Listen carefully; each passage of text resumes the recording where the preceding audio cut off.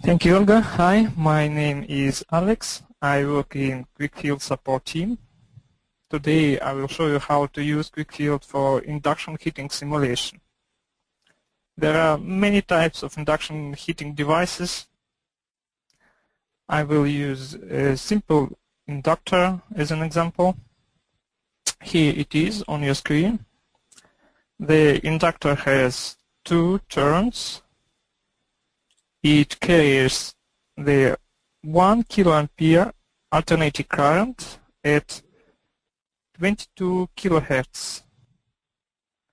I will start with magnetic problem, then I will calculate heat transfer and stress analysis problem, and in the end I will calculate the electric problem too. All the models I will show you today are applicable for other induction heating systems too. The approach will be the same. So let's start. I start QuickField. I create the new problem, inductor.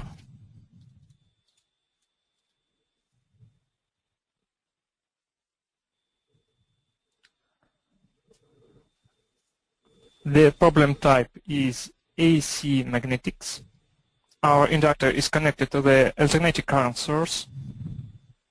QuickField also has the transient solver to simulate non-sinusoidal current, and it is possible to simulate external circuit connected to the inductor, but right now I use AC magnetics without circuit.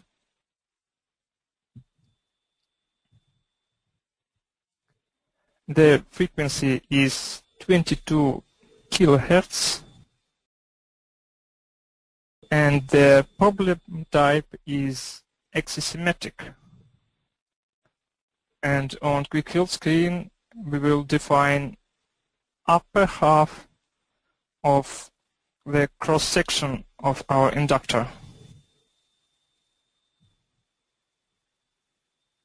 The length units are centimeters. So here is the empty model, and the axis of rotation is here. It's a horizontal axis of rotation. I can draw my model here, or I can import it from SolidWorks or some other CAD drawing program. I have a prepared AutoCAD drawing. Here it is, so I simply import it. Now this is my inductor, like this on the picture. And the next step is to label all objects. I have a steel tube.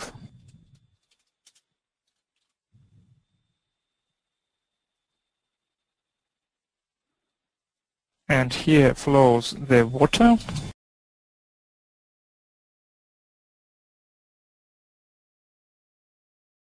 The water cools conductors,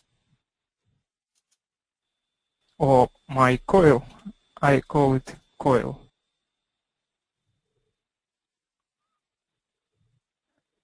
And to calculate the field outside, I need to add the air.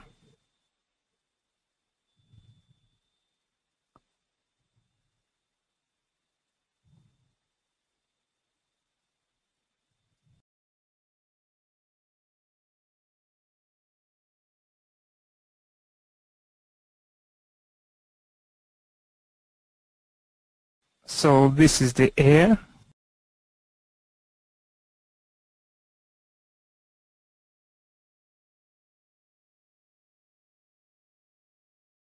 Far away from my inductor the field fades to zero, so I limit the calculation area by this boundary.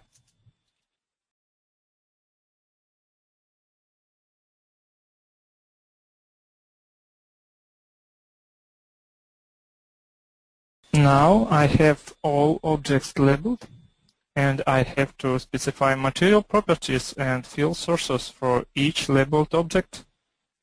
In magnetic problem, I specify magnetic properties. So for air, I specify magnetic permeability of 1 and 0 conductivity and no field sources. For the air, for the coil,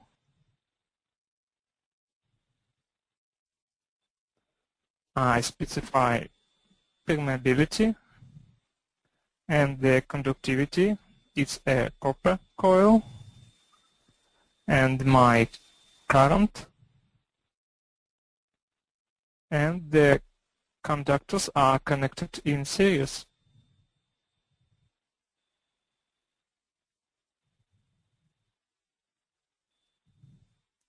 For steel, I can specify the BH curve,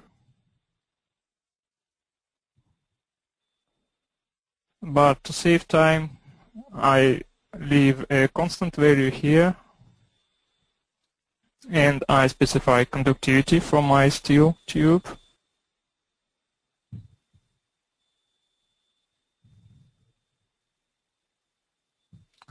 Now the water, the permeability is 1.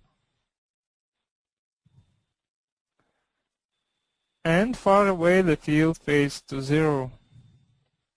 I set 0 field condition far away. Now everything is ready. I have my model. I have material properties and sources specified. I can solve the problem now. The last step is to build the mesh. Just press one button. I save all files and solve the problem.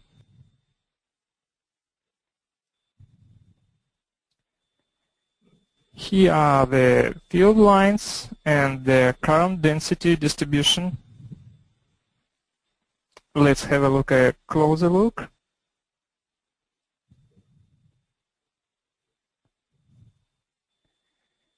Here you can see where the induced eddy currents flow.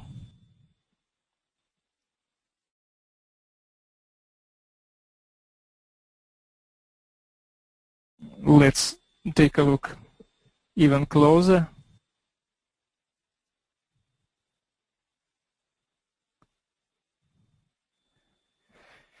You may notice that the field lines are not the smooth curves, but sharp, broken lines. This, of course, cannot be in reality. And what is the reason?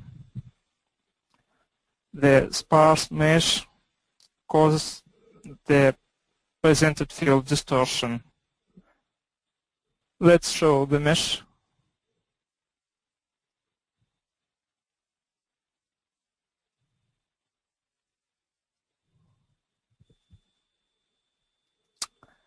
QuickField utilizes the finite element method to solve the problem.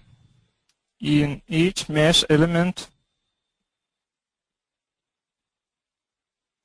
in each triangle, the field is considered to be linear. To approximate the field with linear elements, we need a more dense mesh, of course. Initially, QuickField chooses the mesh size according to the object dimension. In larger object, we have bigger mesh elements